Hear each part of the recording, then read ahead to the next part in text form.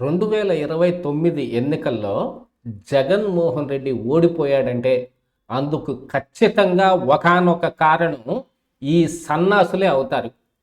జగన్మోహన్ రెడ్డి తిరిగి అధికారంలోకి వస్తే మేమేంటో చూపిస్తాం, మేము ఏ రకంగా పగ తీర్చుకుంటామనేది మీరు ఊహకి అందను కూడా అందదు అని మాట్లాడుతున్న వైఎస్ఆర్ కాంగ్రెస్ పార్టీ నాయకులు, తమ్నైల్లో మీరు వాళ్ళ ఫోటోలు కూడా చూపించవచ్చు, అందరూ ఆ మాట మాట్లాడుతున్న వాళ్ళే. ఇందులో ఒక ఆడ మనిషి కూడా ఉంది కాబట్టి మనం డైరెక్ట్గా చెప్పలేం. కానీ ఏం చూపిస్తారండి వీళ్ళు? గొడ్డలు ఉడదీసి చూపించడం తప్ప వేరేం చెయ్యలేరు. భారత రాజ్యాంగాన్ని కాదని ఆంధ్రప్రదేశ్ రాష్ట్రంలో మీ ఇష్టం వచ్చినట్టు చేయటానికి మీకు ఏ చట్టము సహకరించదు. ఏదో పగలబొడి చేస్తాం, మేమేంటో చూపిస్తాం, జైళ్లలో మగ్గ పెడతాం. యూపీ బీహార్ను గుర్తు తెచ్చుకోండి ఒకసారి. తుపాకీ గొట్టంతో రాజ్యాన్ని గడగడలాడించిన వాళ్ళందరూ ఈ రోజున సైలెంట్ అయిపోయారు.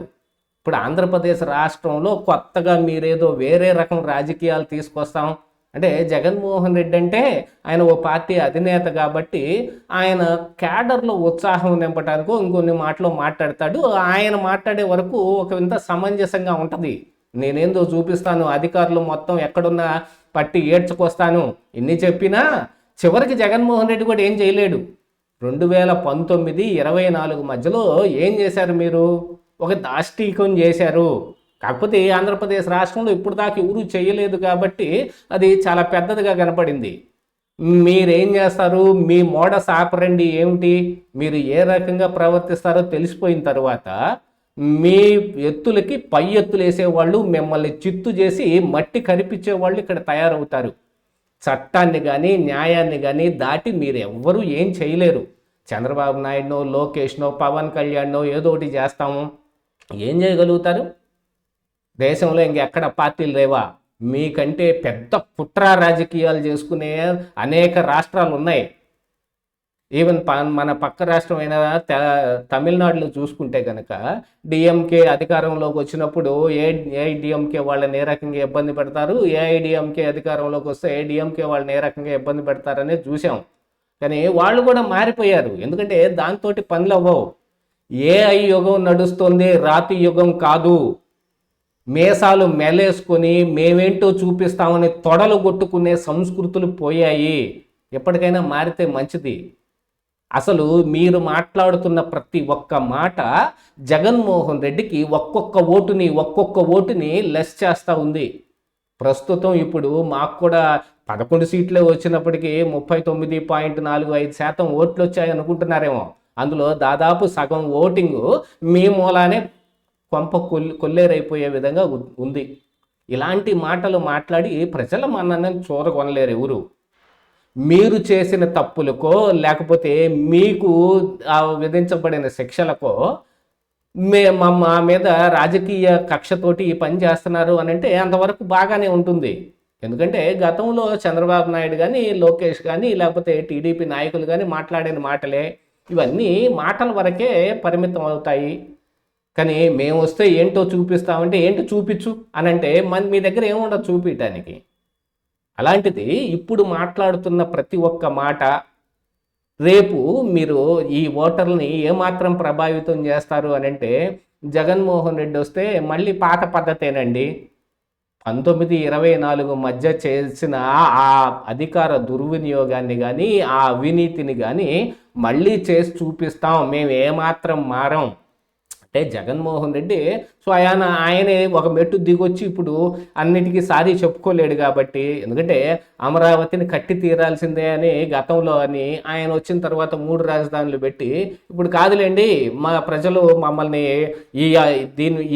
దీని మీద ఓడించారు కాబట్టి మేము మారిపోతున్నాం అని ఆయనే అనలేడు కాబట్టి ఆయన ఒకంత ఆగుతున్నాడు. యాక్చువల్గా ఇప్పుడున్న సిచ్యువేషన్ ప్రకారంగా అయితే ప్రజల్లో ఉన్న ఈ భయాందోళన తొలగించడానికి నేను మారిపోయాను, నేను ఇంతకు ముందులా లేను అని చెప్పుకునే ప్రయత్నం జగన్మోహన్ రెడ్డి చేయాలి. కాకపోతే ఆయనకి సలహాలు ఇచ్చే సలహాదారులు వాళ్ళందరూ మరి ఏం సలహాలు ఇస్తున్నారో తెలియదు. కానీ ఆయన ఒక రకమైన మాటలు మాట్లాడుతూ ఉన్నాడు. రప్ప నేటపోతూ తలకాయలు నరికినట్టు నరుకుతామంటే నరికించుకుంటానికి ఎవరు ఉంటారండి? చూస్తా ఎందుకు ఊరుకుంటారు? తిరగబడితే ఏంటి పరిస్థితి? అధికారంలో ఉన్న పోలీసులు వచ్చినా ఎవ్వరూ ఆపలేరు. ప్రజా ఉద్యమం ఒకటి బిల్ అయింది మీ గురించి వ్యతిరేకంగా అని అంటే మీరు పారిపోవటమే.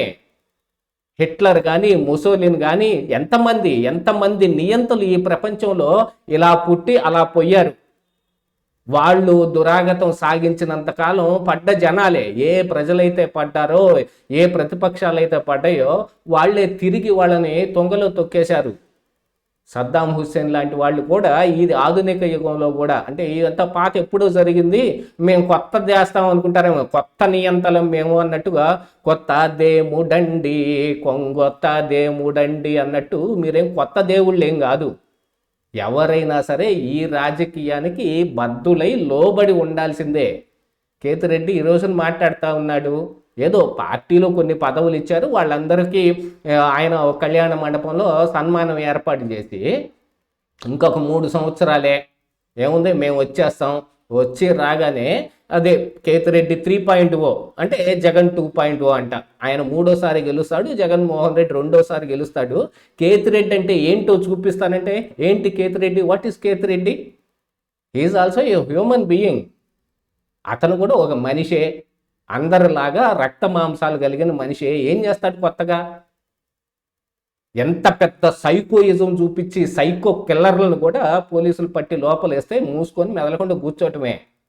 ఇక్కడ ప్రజలు అనబడే వాళ్ళ దగ్గర మన్నని ఏ విధంగా పొందాలి అని చూసుకోవాలి తప్ప ప్రజలందరూ ఇలాంటివి కోరుకోరు. మీరు అధికారంలోకి రాగానే అందరినీ మా చింతకాయ పచ్చడి చేసేస్తారు, వాళ్ళని ఉరిదీసి ఉరి కొయ్యలకు వేలదీస్తారు, ఇయా కోరుకుంటారు ప్రజలు. ఆల్రెడీ అభివృద్ధి లేదు, జగన్మోహన్ రెడ్డి హయాంలో అభివృద్ధి ఇసుమంతైన కూడా కాలేదు అనే దానికి 164 సీట్లతోటి కూటమిని అధికారంలోకి తీసుకొచ్చారు. కర్ణుడి చావుకి 100 కారణాలు అన్నట్టు జగన్మోహన్ రెడ్డి ఓటమికి 101 కారణాలు ఉన్నాయి. అందుకే 101వ కారణం మీలాంటి వాళ్ళే. కొడాలి నాని కావచ్చు, వల్లభనేని వంశీ కావచ్చు, ఆర్కే రోజా కావచ్చు, లేకపోతే విడదల రజనీ కావచ్చు, వీళ్ళందరూ నోటి దురుసు చూపించిన దానికి చిచ్చి అసలు వీళ్ళేం మనుషులండి, వీళ్ళు నాయకులుగా పక్కన పెట్టండి, అసలు వీళ్ళు నిజంగా మనుషులేనా అనేదాకా ప్రజలు మిమ్మల్ని ఏహ్యభావంతో చూశారు, ఛేదరించుకున్నారు. అలాంటివి జరిగిన తర్వాత కూడా ఇంకా బుద్ధి రాకుండా మేము వస్తే ఏంటో చూపిస్తాం అని, మేము వస్తే మేము ఫలానా చేసేస్తాం, అందరూ శంకరగిరి మాన్యాలు పట్టటమే అని అంటే వీళ్ళకి తోడు జడా శ్రావణ్ కుమార్ కూడా ఆయన వేరే ఏదో పార్టీ పెట్టుకున్నాడు, సరే జగన్మోహన్ రెడ్డికి ఒత్తాసు పలుకుతున్నాడు అనుకుంటే జగన్ వస్తే అందరూ ఫ్లైట్లు వేసుకొని పారిపోవటమే. ఇంకెవరు మిగులుతారు? జడా శ్రావణ్ కుమార్ అను జగన్మోహన్ రెడ్డి, ఆయన పటాలం మిగులుతుందా? సిగ్గుండాలి ఏ మాట మాట్లాడటానికైనా. జగన్మోహన్ రెడ్డిని ఓడించాలని వీళ్ళు కంకణం కట్టుకున్నట్టుగా కనపడతా ఉంది కదా ఇదంతా చూస్తూ ఉంటే.